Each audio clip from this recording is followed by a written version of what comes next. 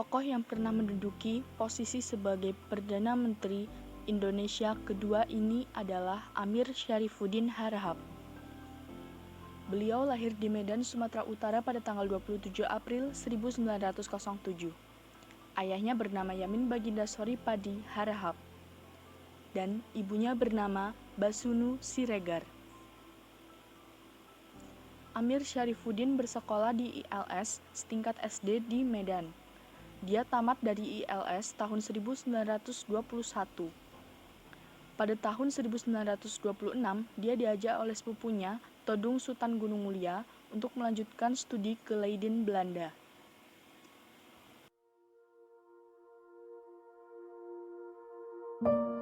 Saat berada di Belanda, Amir dan Todung tinggal di rumah Dirk Smink, seorang guru Kristen Calvinis.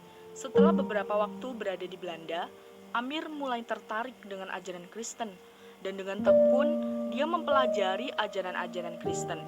Setelah itu, dia memutuskan untuk bertobat dan minta dibaptis di Indonesia. Dan juga Amir aktif berorganisasi. Organisasi pertama yang dia ikuti adalah Perhimpunan Siswa Gimnasium Harlem. Sementara untuk menumbuhkan imannya, dia cukup sering bergabung dalam diskusi-diskusi kelompok Kristen. Berbekal dari pengalamannya ini, dia mempelopori lahirnya gerakan Mahasiswa Kristen Indonesia atau GMKI setelah dia kembali di Indonesia.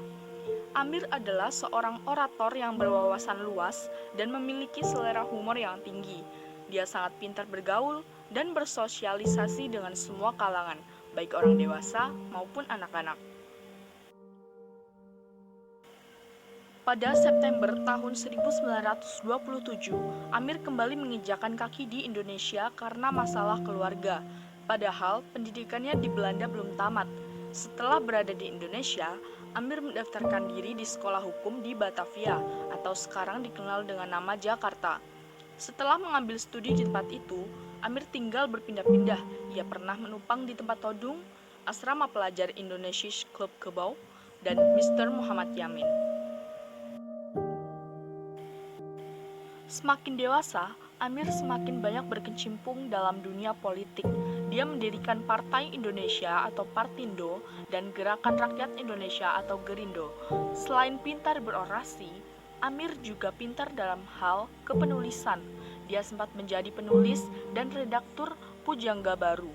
Pada tahun 1928 sampai 1930, dia menjadi pemimpin redaksi majalah Perhimpunan Pemuda Pelajar Indonesia atau PPPI. Dalam media massa, Amir menggunakan nama samaran Masa Akti. Bersama sejumlah orang Kristen, Amir juga pernah menerbitkan buku peringatan Hari Jadi Isa Al-Masih.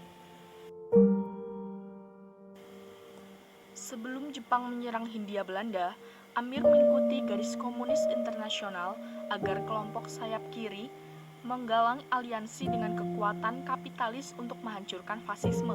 Oleh karena hal ini, anggota-anggota kabinet gubernur jenderal memanggilnya dan menggalang semua kekuatan anti-fasis untuk bekerja sama dengan dinas rahasia Belanda dalam menghadapi serbuan Jepang.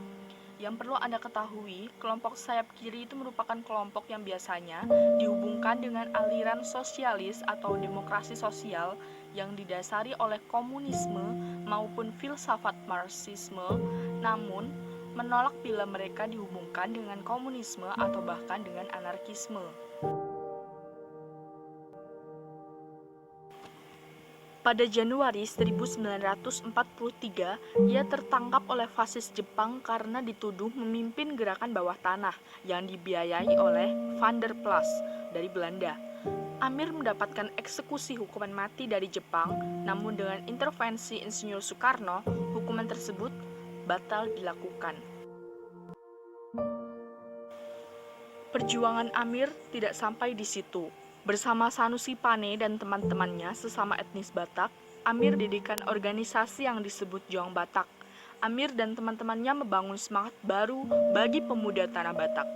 Sebelum diangkat menjadi Perdana Menteri, tanggal 3 Juli 1947 sampai 29 Januari 1948, Amir ditunjuk untuk menjabat Menteri Pertahanan dari Partai Sosialis dalam Kabinet Syahrir tanggal 12 Maret 1946.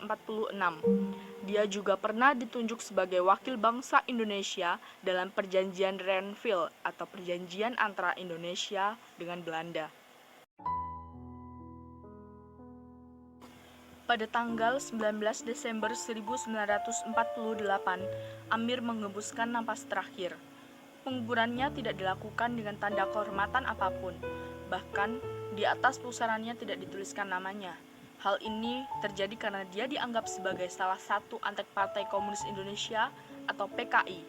Dia dikuburkan di Desa Ngalian, Karanganyar, Jawa Tengah.